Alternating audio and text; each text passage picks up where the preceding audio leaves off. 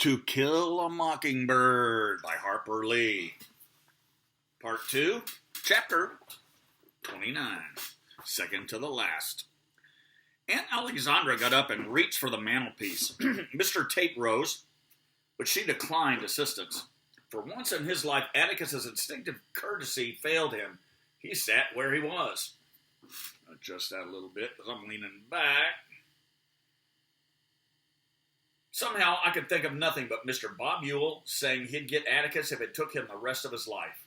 Mr. Ewell almost got him, and it was the last thing he did.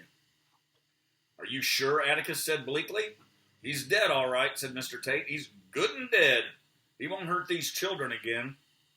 I didn't mean that. Atticus seemed to be talking in his sleep. His age was beginning to show, his one sign of inner turmoil. The strong line of his jaw melted a little. One became aware of telltale creases forming under his ears. One noticed not his jet black hair, but the gray patches growing at his temples. Hadn't we better get to the living room? Aunt Alexandra said at last. If you don't mind, said Mr. Tate. I'd rather us stay in here if it won't hurt Jim any. I want to have a look at his injuries while Scout tells us about it. Is it all right if I leave? She asked. I'm just one person too many in here. I'll be in my room if you want me, Atticus. Aunt Alexandra went to the door, but she stopped and turned. Atticus, I had a feeling about this tonight. This was my fault, she began. I should have. Mr. Tate held up his hand. You go ahead, Miss Alexandra. I know it's been a shock to you, and don't you fret yourself about anything. Why, if we followed your feelings all the time, we'd be like cats chasing their tails. Now, Miss Scout, see if you can tell us what happened while it's still fresh in your mind. You think you can? Did you see him following you? I went to Atticus and felt his arms go around me. I buried my head in his lap. We started home. I said, Jim, I forgot my shoes. Soon as we started back for him, the lights went out. Jim said I could get them tomorrow. Scout raised up to Mr. Tate so Mr. Tate can hear you, Atticus said. I crawled into his lap. Then Jim said, hush a minute. I thought he was thinking. He always wants you to hush so he can think. Then he said he heard something. We thought it was Cecil. Cecil? Cecil Jacobs. He scared us once tonight, and we thought it was him again. He had on a sheet. They gave a quarter for the best costume. I don't know who won it. Where were you when you thought it was Cecil? Just a little piece from the schoolhouse. I yelled something at him. You yelled what? Cecil Jacobs was a big fat hen, I think, in the play that we were doing. So I just said it. We didn't hear nothing. Then Jim yelled, hello, or something loud enough to wake the dead. Just a minute, Scout, said Mr. Tate. Mr. Finch, did you hear them? Atticus said he didn't. He had the radio on. Aunt Alexandra and hers going in her bedroom. He remembered because she told him to turn his down a bit so she could hear hers. Atticus smiled.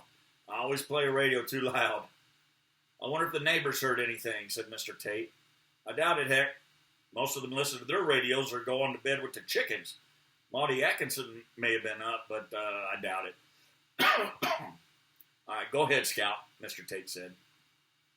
Well, after Jim yelled, we walked on. Mr. Tate, I was shut up in my costume, but I could hear it myself then. Footsteps, They walked when we walked and stopped when we stopped. Jim said he could see me because Mrs. Crenshaw put some kind of shiny paint on my costume. I was a ham. How's that? Asked Mr. Tate, startled. Atticus described my role to Mr. Tate, plus the construction of my garment. You should have seen her when she came in, he said. It was crushed to a pulp. Mr. Tate rubbed his chin. I wondered why he had those marks on him. His sleeves were perforated with little holes in them. There was one or two little puncture marks on his arms to match the holes. Let me see that thing, if you will, sir. Atticus fetched the remains of my ham costume. Mr. Tate turned it over and bent it around to get an idea of its former shape. This thing probably saved her life, he said. Look. He pointed with a long forefinger. A shiny, clean line stood out on the dull wire. Bob Ewell meant business, Mr. Tate muttered. He was out of his mind, said Atticus. Don't like to contradict you, Mr. Finch. Wasn't crazy, mean as hell. Low-down skunk with enough liquor in him to make him brave enough to kill children. He'd never have met you face to face. Atticus shook his head. I can't conceive of a man who... Mr. Finch, there's just some kind of men you have to shoot before you can say hi to them. Even then, they ain't worth the bullet it takes to shoot them. Ewell was one of them. Atticus said, I thought he got it all out of him the day he threatened me. Even if he didn't, I thought he'd come after me. Well, he had guts enough to pester a poor colored woman. He had guts enough to pester Judge Taylor when he thought the house was empty. So do you think he'd have met you to your face in daylight? Mr. Tate sighed. We'd better get on. Scout, you heard it behind you. Yes, sir. When we got under the tree, how'd you know you were under a tree? You couldn't see thunder out there. I was barefooted, and Jim says ground's always cooler under a tree. We'll have to make him a deputy. Go ahead. Well, all of a sudden, something grabbed me and mashed my costume. Think I ducked on the ground, heard a tussling under the tree, sort of. They were bamming against the trunk.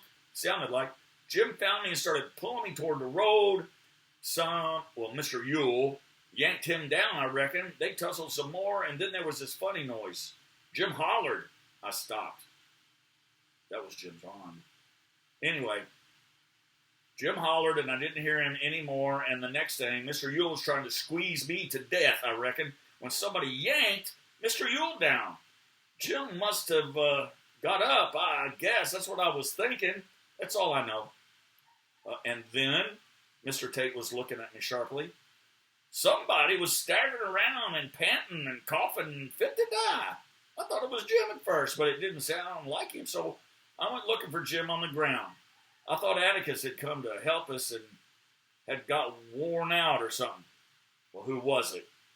Why, there he is, Mr. Tate. He can tell you his name. As I said it, I half pointed to the man hiding in the corner, but brought my arm down quickly lest Atticus reprimand me for pointing at a person. It was impolite to point. He was still leaning against the wall. He had been leaning against the wall when I came into the room, his arms folded across his chest. As I pointed, he brought his arms down and pressed his palms of his hands against the wall. They were white hands, sickly white hands that had never seen the sun. So white they stood out garishly against the dull cream wall in the dim light of Jim's room. Well, I looked from his hands to his sand-stained khaki pants. My eyes traveled up his thin frame to his torn denim shirt. His face was as white as his hands, but for a shadow on his jutting chin. His cheeks were thin to hollowness. His mouth was wide. There were hollow, almost delicate indentations at his temples, and his gray eyes were so colorless, I thought he was blind. His hair was dead thin, almost feathery on top of his head. When I pointed to him, his palms slipped slightly, leaving greasy sweat streaks on the wall, and he hooked his thumbs in his belt. A small, strange spasm shook him as if he heard fingernails scraping on slate. But as I gazed at him in wonder, the tension slowly drained from his face. His lips parted into a timid smile, and our neighbor's image blurred with my sudden tears. "Hey, Boo," I said. Greatest line in the book, greatest line in the movie. One chapter left, chapter 30. Tip your storyteller anything you wanna. PayPal, Venmo, whatever. I have a feeling nobody's ever gonna do it. I guess I started it